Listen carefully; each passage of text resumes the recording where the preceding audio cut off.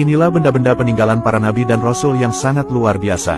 Sebagai umat Islam, kita meyakini bahwa para nabi dan rasul adalah utusan Allah yang diutus untuk meluruskan akidah manusia yang telah banyak menyimpang.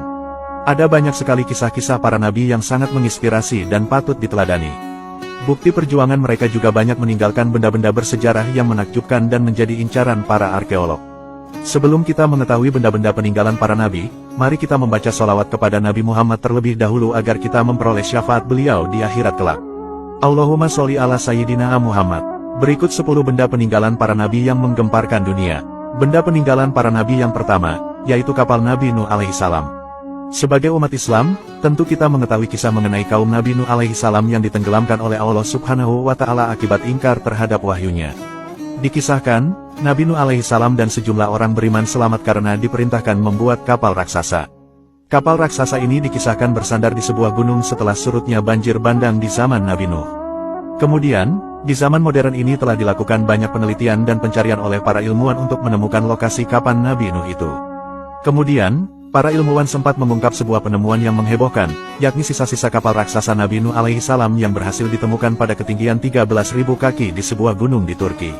Setelah dilakukan penelitian, ternyata gundukan mirip seperti kapal ini dahulu diyakini sebagai kapal Nabi Nuh yang telah berubah menjadi fosil. Adapun benda peninggalan para nabi yang kedua, yaitu tongkat Nabi Musa alaihissalam. Dalam ayat suci Al-Quran, Nabi Musa alaihissalam dikisahkan mampu membelah Laut Merah untuk menghindari kejaran tentara Firaun yang ingin membunuhnya dengan sebuah tongkat kayu. Peristiwa tersebut akhirnya membuat Nabi Musa alaihissalam dan umatnya berhasil selamat dengan menyeberang dari Laut Merah. Adapun tongkat Nabi Musa alaihissalam tersebut, diyakini berada dalam sebuah kotak bernama The Ark of the Covenant dan ditemukan seiring dengan terungkapnya kereta serta kotak emas peninggalan Firaun. Adapun benda peninggalan para nabi yang ketiga, yaitu tabut perjanjian Nabi Musa alaihissalam.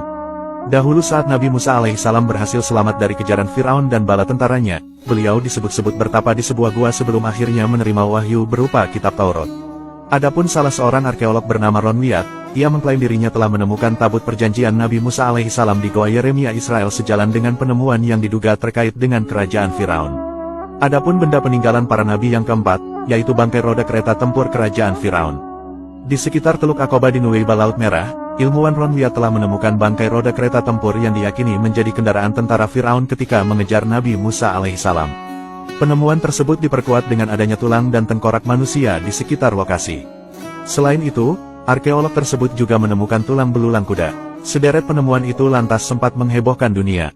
Hingga kini, para peneliti terus mencari tahu lebih lanjut terkait peradaban Nabi Musa alaihissalam di sekitar Laut Merah.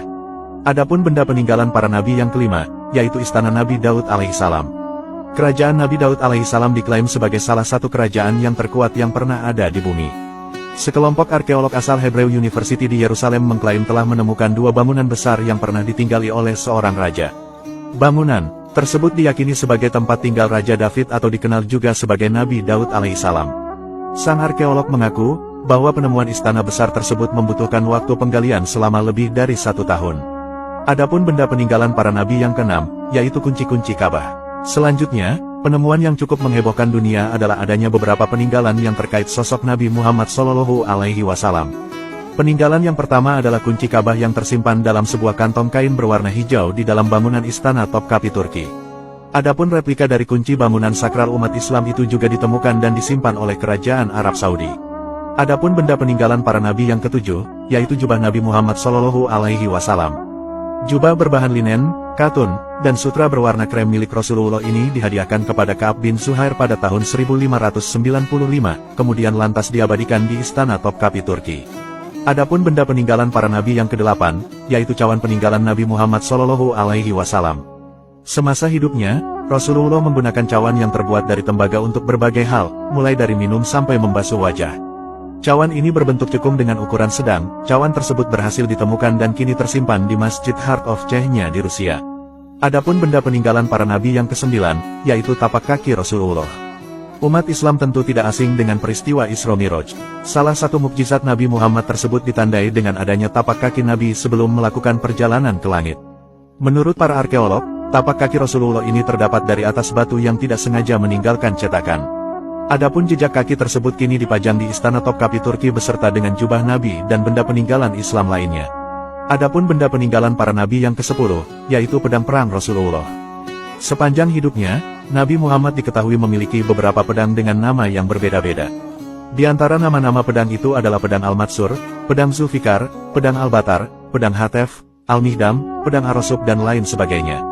Namun, Nabi memiliki satu pedang yang sangat luar biasa yaitu pedang Zulfikar. Pedang Zulfikar konon berkekuatan sama dengan 1000 tentara, dan bisa melumpuhkan musuh dengan mudah. Nama pedang Zulfikar sendiri berasal dari kata fikor yang berarti pembedaan atau pembagian. Menurut kepercayaan umat muslim, pada masa perang Badar Nabi Muhammad pernah mematahkan sebuah ranting yang secara ajaib berubah menjadi pedang Zulfikar.